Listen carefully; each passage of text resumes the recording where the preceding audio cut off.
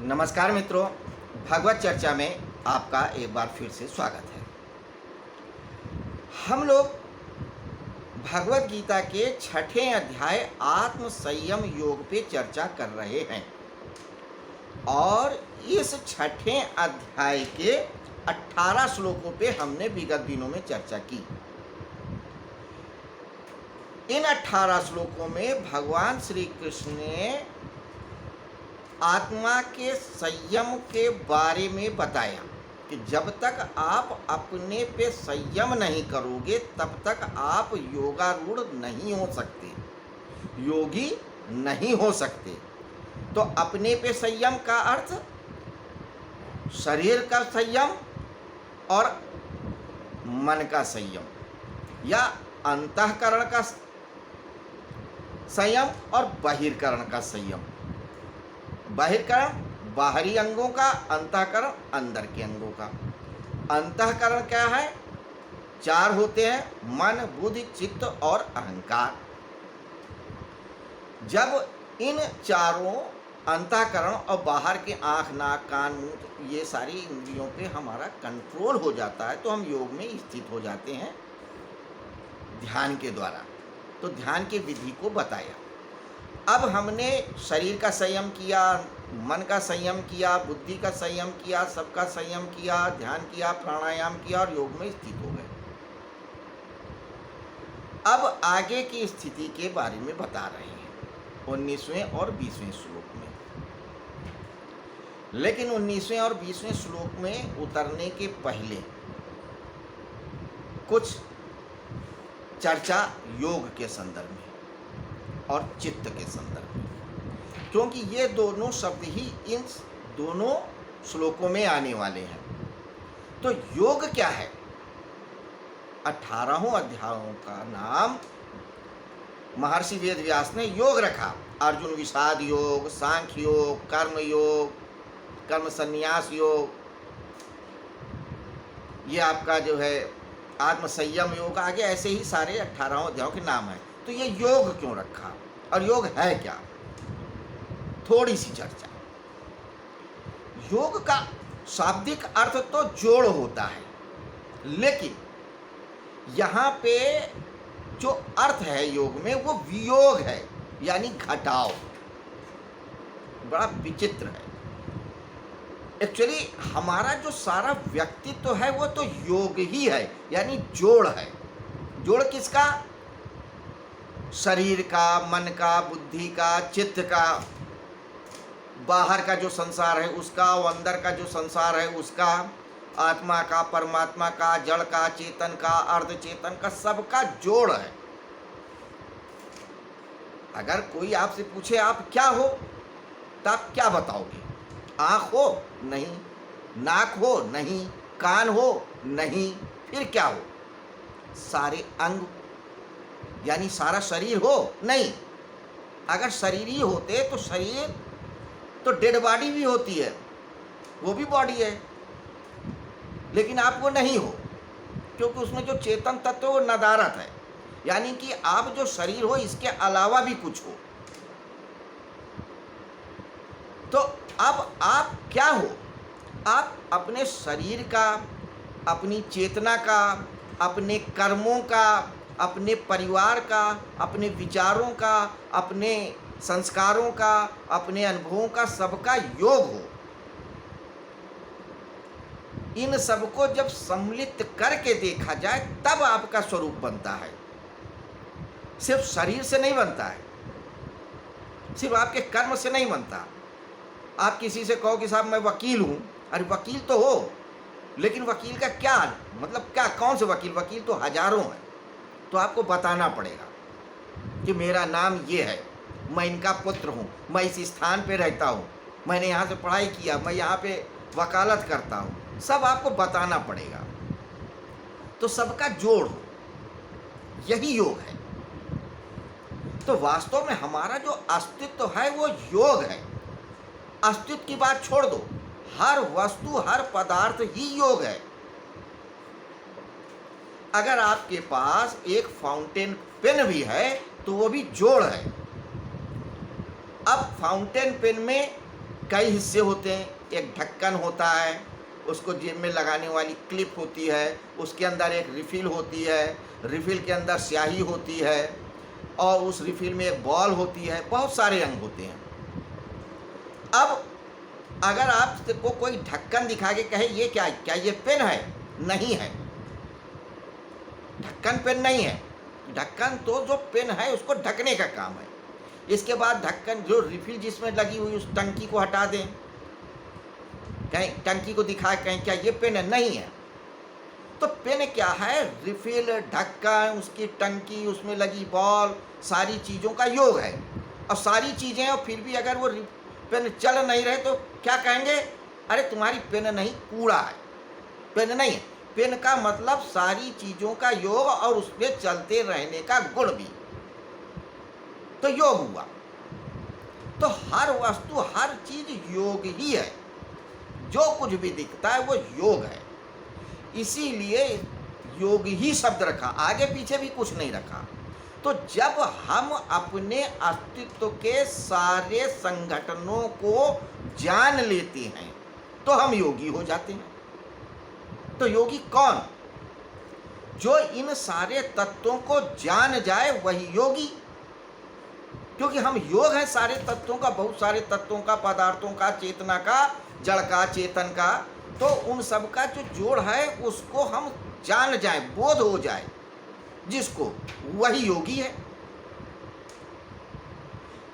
लेकिन ये जो सारे तत्वों का, सारे जोड़ का, योग को जो जाना जाता है वो दो प्रकार से जाना जाता है। एक तो क्या होता है सकार यानी पॉजिटिव वे में, एक नेगेटिव वे में। बुद्ध ने क्या किया? सब चीज को नकारा और जान गए, और कृष्ण सब चीज को सकार स्वीकार करके जान गए। यानी कि आप या तो पूर्ण ब्रह्म बन जाओ और या शून्य बन जाओ, दोनों ही तत्व एक हैं। लेकिन हमारी भारतीय मनीषा जो है, सनातन धर्म है, वो पॉजिटिव अप्रोच लेके चलती है। इसलिए उसने अहम ब्रह्मास्मि कहा, योग कहा, निर्वाण नहीं कहा, वो नकारात्मक शब्द हो जाता है। यानी कि जो शून्य है और जो अनंत है, दोनों का परिणाम एक ही है। लेकिन भारतीय मनीषा ने पॉजिटिव अप्रोच को समझा। तो लेकिन क्या है कि इस पॉजिटिव में सारे को कहे जान करके क्या कहा? अहम ब्रह्मास्मि, जो कुछ सारा पसारा हम ही हैं। तो जो सारे पसारे को जान गया कि सारा अस्तित्व ही हम हैं, वो योगी हो गया।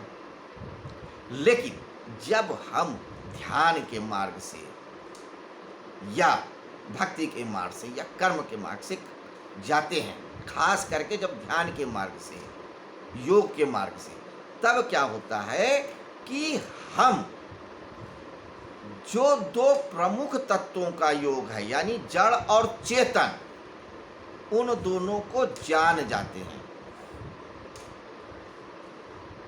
तो वहां पे क्या होता है कि हम जो असली तत्व है उसको जान जाते हैं कि ये हम हैं, यानी हमारा अज्ञान मिट जाता है, हट जाता है अज्ञान। तो हम असली स्वरूप को समझ पाते हैं। अब ये जो सारा ज्ञान है, जो सारा पसारा है, जान जाने के बाद ही योगी होता है। लेकिन अब यहाँ पे इन 18-19वें श्लोक में, 19वें और 20वें श्लोक में भगवान श्री कृष्ण क्या कहते हैं, इसको समझें कि योग क्या है। और इसमें एक और शब्द आया चित्त। चित्त जो है हमारे सारे अनुभवों का जोड़ है। जो कुछ भी हम अनुभव करते हैं तो जहाँ स्टोरेज होता है उसी को हम चित्त कहते हैं। चित्त माने चेतना यानी ज्ञान। तो जहाँ सारा ज्ञान होता है उसी तत्व को हम चित्त कहते हैं। ये भी हमारा एक अंतःकरण है। अंग्रेजी में सिर्फ एक ही शब्द है माइंड, लेकिन हिंदी में यानी सनातन धर्म में 4 शब्द हैं। मन है, बुद्धि है, चित्त है और अहंकार है यानी जानने वाला। तो यहाँ पे जो योग की बात है, पतंजलि जो कहते हैं, ध्यान योग में कहते हैं, योग का चित्त वृत्ति निरोधा। जब चित्त की वृत्तियों का निरोध हो जाता है, यानी कि हमारा जो सारा ज्ञान है, जो अनुभव है, वो खत्म हो जाता है, माइनस हो जाता है, तो हम योग में स्थित हो जाते हैं।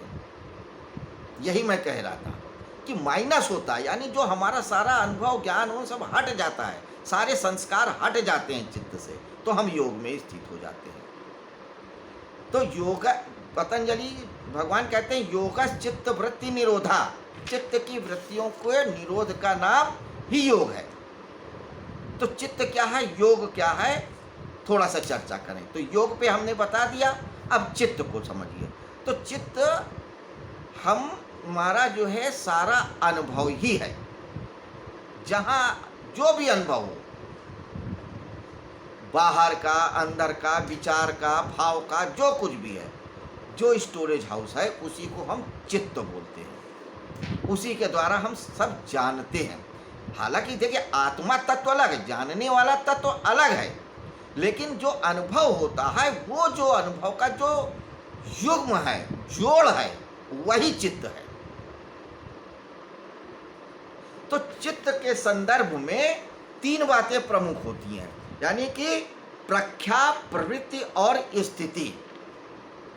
जो चित्त तत्व है, पदार्थ है, उसमें तीन गुण होते, तीन धर्म होते हैं, प्रख्या, प्रवृत्ति और स्थिति। प्रख्या का अर्थ होता है ज्ञान, यानी जानना। तो जो हम अनुभव करते हैं, जो ज्ञान प्राप्त करते हैं, वो जिस तत्व में स्टोर्ड रहता है, यानी चित्त में का काम क्या है, सारे अनुभवों को स्टोर करना। दूसरा क्या, प्रवृत्ति, चेष्टा करना, मूवमेंट करना, कोई भी कार्य करना। तो चित्त ही चंचल है, वो ही चेष्टा करता है। सोचना, विचारना, चलना, जानना, जो भी है वो चित्त का कार्य है, चंचल है।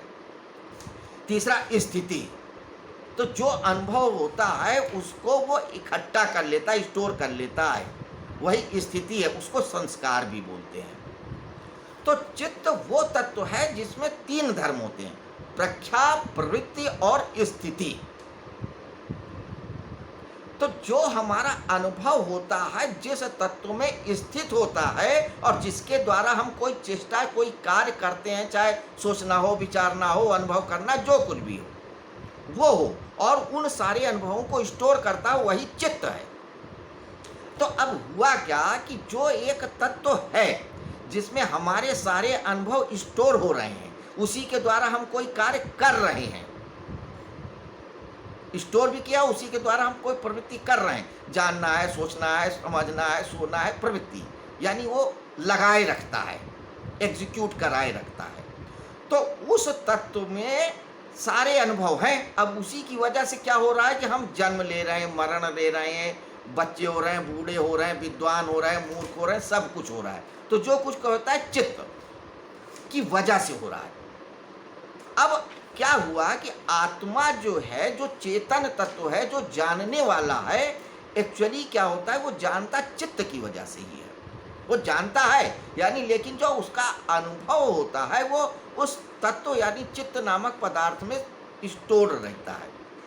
अब जो भी हमने अनुभव किया वो चित्त में स्टोर हो गया, अच्छा बुरा जो कुछ भी आ, अब फिर वो उसी के हिसाब से एक्शंस हो जा रहे हैं, रिएक्शंस हो रहे हैं। तो हमारा जो सारा जन्म मरण, सुख दुख, अच्छा बुरा, हर्ष विषाद, संशय असंशय, जानना बूझना, सब कुछ चित्त की वजह से हो रहा है। तो जब सारे संस्कार चित्त से हट जाएंगे, यानी आपके कंप्यूटर की हार्ड डिस्क रिमूव हो जाए, फॉर्मेट हो जाए, यानी कि अब उसमें कोई संस्कार न बचे, तो क्या हुआ, वो शुद्ध और चैतन्य हो गया। फिर ना कोई जन्म है, ना कोई मरण है, ना कोई दुख है, ना सुख है। यानी कि मोक्ष का और ज्ञान होने का जो असली अर्थ है, वो सिंपल भाषा में आपके शरीर रूपी हार्ड डिस्क को पूरी तरीके से फॉर्मेट कर देना है। तो चित्त आपका स्टोरेज हाउस है, वही सारे प्रोग्राम को चलाता रहता है, अच्छा है बुरा है, सब कुछ है। कभी आदमी के रूप पैदा करेगा, कभी जानवर के रूप पैदा करेगा, कभी देवता के रूप में, किसी रूप में करेगा। तो सारा पसारा संसार जो कुछ भी है, माया जाल चित्त के द्वारा है। अब चित्त में जितने भी स्टोर्स हैं, जितने भी प्रोग्राम उसमें स्टोर्ड हैं, फीड हैं, उन सबको डिलीट कर देना। तो क्या होगा, वो फॉर्मेट हो गया, उसमें कुछ भी नहीं है। से कंप्यूटर है लेकिन प्रोग्राम कुछ भी नहीं, वो चल नहीं सकता, चलाओगे तो कुछ नहीं रहेगा, सिर्फ रास्ता झिलमिल झिलमिल रहेगा। तो जो योगी रहता है वो सिर्फ एक कंप्यूटर भर रहता है, उस खाली स्क्रीन रह जाती है, उसमें सिर्फ स्टोरेज में झिलमिलाता रहेगा, ये स्क्रीन ब्लैंक रहेगी। अगर कोई चीज आई तो आ करके फिर चली गई, फिर वो ब्लैंक हो गया, उसके चित्त में कोई चीज स्टोर नहीं रहती है। तो योगी वही है जिसके चित्त में कोई चीज स्टोर ना हो, काम किया, बात खत्म, फिर उसकी स्क्रीन ब्लैंक हो गई। तो जो इस स्थिति में आ जाता है कि उसके चित्त रूपी हार्ड डिस्क में कोई भी संस्कार सेव नहीं होने पाता, वही योगी है। लेकिन हम लोगों के पास ये क्षमता नहीं है कि कोई भी अनुभव, कोई भी विचार हमारे चित्त में स्टोर ना हो, वो जंक फाइल की तरीके से उसमें स्टोर हो ही जाती है। लेकिन योगी क्या करता है, अपनी जंक फाइल को हर समय रिमूव करता रहता है, फॉर्मेट करता रहता है। लिहाजा सिर्फ वही फाइल्स जो है प्रोग्राम में ऑपरेशन होती है जिसको वो चाहता है। तो योग वो प्रक्रिया है जिससे हम इस काबिल हो जाते हैं कि अपने चित्त रूपी यानी हार्ड डिस्क में कोई चीज़ स्टोर नहीं होने देते। अगर कोई चीज़ स्टोर होने देते हैं, कोई भी अनुभव, कोई विचार, तो वो जब तक चाहेंगे तब तक के लिए ही स्टोर होगा। तो हमने आज दो शब्द समझे, एक योग और एक चित्त। हमारा सारा अस्तित्व तो योग है, शरीर का, मन का, बुद्धि का, चित्त का, बाहर के जो भी संसार है और अंदर जो संसार है, सब कुछ चेतन अचेतन सबका योग है। कोई भी चीज़ है वो सब जोड़ होता है, बहुत बहुत सारी पदार्थों और मनों का। और चित्त वो स्टोर हाउस है जिसमें हमारे सारे अनुभव, सारा ज्ञान विज्ञान स्टोर रहता है।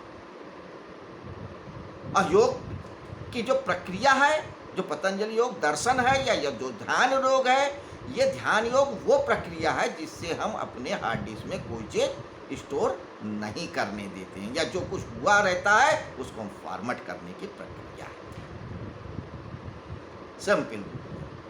बाकी बहुत बड़ी व्याख्या हो सकती है जिस पे हम चर्चा करते रहेंगे।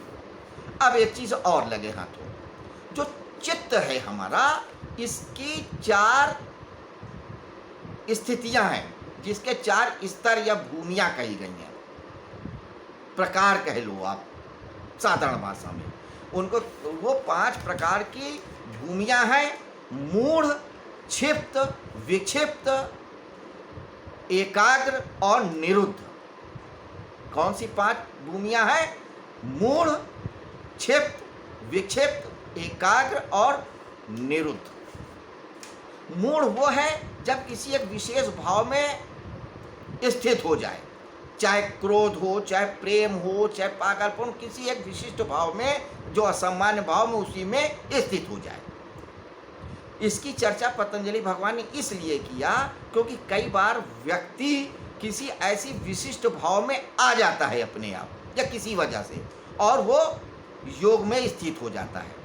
जैसे शिशुपाल बहुत क्रोध में आ गया, या कोई व्यक्ति बहुत क्रोध में आए और इस स्थिति में आ जाता है कि वो वहीं पे फिक्स हो जाता है, उसके अंदर के सारी हार्ड डिस्क फॉर्मेट हो जाती है।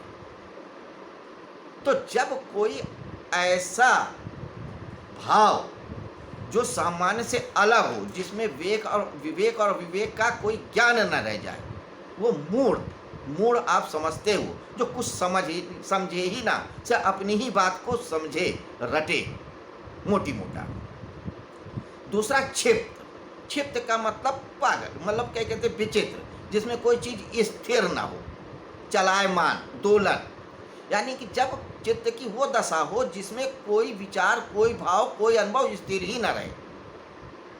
अभी विचार सोने के लिए है, फिर कहीं जाने के लिए है, फिर खाने के लिए हो, कभी ये जानने के लिए, कभी वो जानने के लिए। जब आपका भाव, विचार, मन यानी ध्यान कहीं एक जगह स्थिर ना हो, क्षिप्त, यानी इसका दिमाग ठिकाने नहीं है कहा जाए। बिल्कुल ठिकाने नहीं। क्षिप्त विक्षिप्त, इसमें क्या होता है, थोड़ी देर तो ठहरता है और फिर थोड़ी देर नहीं ठहरता है, थोड़ी देर के लिए कहीं फिक्स हो गया और फिर हिलने डुलने लगा, वो विक्षिप्त हो गया। एकाग्र, फिर चित्त की एक और स्थिति है कि जब वो किसी भाव विचार और स्थिति में बिल्कुल फिक्स हो जाता है, जिस विषय पे वो एकाग्र करना चाहता है वो एकाग्र कर लेता है। किसी एक मूर्ति पे, किसी एक मंत्र पे, किसी एक विचार पे, किसी एक स्थिति पे, किसी एक लेख पे, किसी एक दृश्य पे जब व्यक्ति अपने ध्यान को केंद्रित कर लेता है तो उसे कहते हैं चित्त की एकाग्र अवस्था। और निरुद्ध पांचवी अवस्था है जिसमें कुछ भी नहीं है, जब तक चाहे एकाग्र करे और जब तक चाहे ना एकाग्र करे, वो योगी की अवस्था है, पांचवी वो दशा। मोटी मोटी दशा में चित्त क्या है और चित्त की 5 अवस्थाएं क्या हैं, इसके बारे में हमने चर्चा किया। इस पे आगे चल के धीरे धीरे हम और विस्तार से चर्चा करेंगे, लेकिन चूंकि अभी हमारा विषय, हमारा उद्देश्य सिर्फ भगवत गीता के श्लोकों का एक सामान्य परिचय पा लेना भर है कि भगवत गीता है क्या, इनके श्लोक में है क्या, जाने तो, बूझे तो, नाम ही नाम सुना है लेकिन जाना नहीं है, सिर्फ इसलिए सामान्य चर्चा हम करते आ रहे हैं। खैर आज भूमिका बहुत लंबी हो गई, आइए अब थोड़ी देर में हम बहुत जल्दी जल्दी दोनों श्लोकों को ले लेते हैं। तो 19वां श्लोक क्या कहता है, यथा दीपो निवातस्थो निंगते सोपमा स्मृता योगिनो यच्चितस् युञ्जतो योगम आत्मना,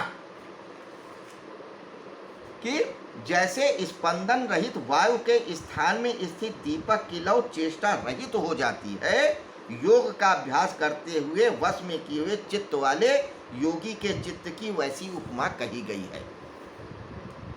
तो हमने क्या किया कि शरीर को स्थित किया पिछले श्लोकों के हिसाब से जो हमें बताई गई विधि, मन को यानी अब मन बुद्धि चित्त अहंकार या अंतःकरण को हमने वश में कर लिया, प्राणायाम वगैरह करके योग में स्थित हो गए। तो अब जब योग में स्थित हो गए तो हमारी क्या स्थिति रहेगी, बिल्कुल वैसी स्थिति उपमा के द्वारा बता रहे हैं भगवान श्री कृष्ण, जैसे एक एकांत स्थान पे कोई दीपक जल रहा हो जिसको हवा की बिल्कुल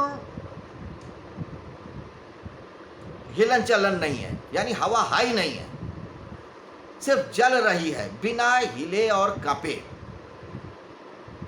वही स्थिति रहती है। यानी आपके अंदर सिर्फ ज्ञान होता है, सिर्फ आप जान रहे हो, लेकिन कोई भाव कोई विचार नहीं है, सिर्फ होने और जानने का अनुभव होता है। जैसे एक दिया जल रहा है, एक ज्योति जल रही है बिना कपाए। इस बात को जब आप आंख बंद करोगे तो समझ जाओगे,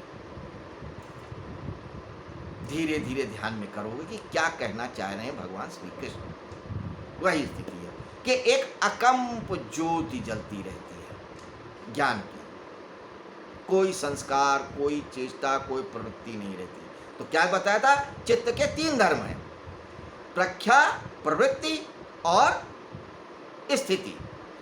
तो योगी की उस स्थिति में जैसे दीपक शांत जलता रहता है, बस वही स्थिति रहती है, जान तो रहे हैं लेकिन उसमें कोई चेष्टा नहीं है, कोई हलन चलन नहीं होता है, वही योग की स्थिति है। अब अगला श्लोक क्या कहते हैं, सुखम आत्यांतिकम यद बुद्धि ग्राह्यम अतीन्द्रियम वेति यत् न चैवाम स्थित चलति तत्वता।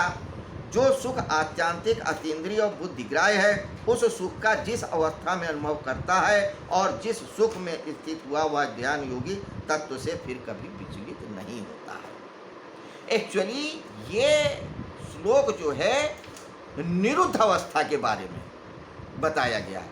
अभी हमने चर्चा में क्या जाना कि चित्त की 5 अवस्थाएं हैं, यानी 5 भूमियां हैं, मूढ़, क्षिप्त, विक्षिप्त, एकाग्र और निरुद्ध। तो निरुद्ध वो अवस्था है जिसमें कोई सुख और दुख और इस प्रकार का विक्षोभ फिर कभी नहीं आता है। लेकिन इस श्लोक पे हम एक बार फिर चर्चा करेंगे विस्तार से कल, लेकिन आज के लिए इतना ही। तो मित्रों, बार बार अनुरोध है कि जब आप भगवत चर्चा में भाग ले ही रहे हैं, सुन ही रहे हैं, तो इन श्लोकों को सुनने के बाद अध्ययन भी करिए, मनन भी करिए, चिंतन भी करिए, निधिध्यासन यानी जीवन में उतारिए ही, उतारने की कोशिश करिए, तभी इसका लाभ है, वरना टाइम पास है।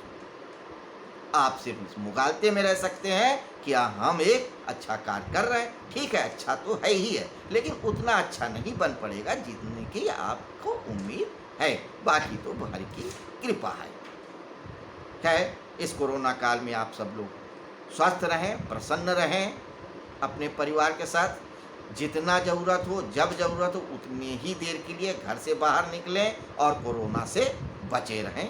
शुभ रात्रि, नमस्कार।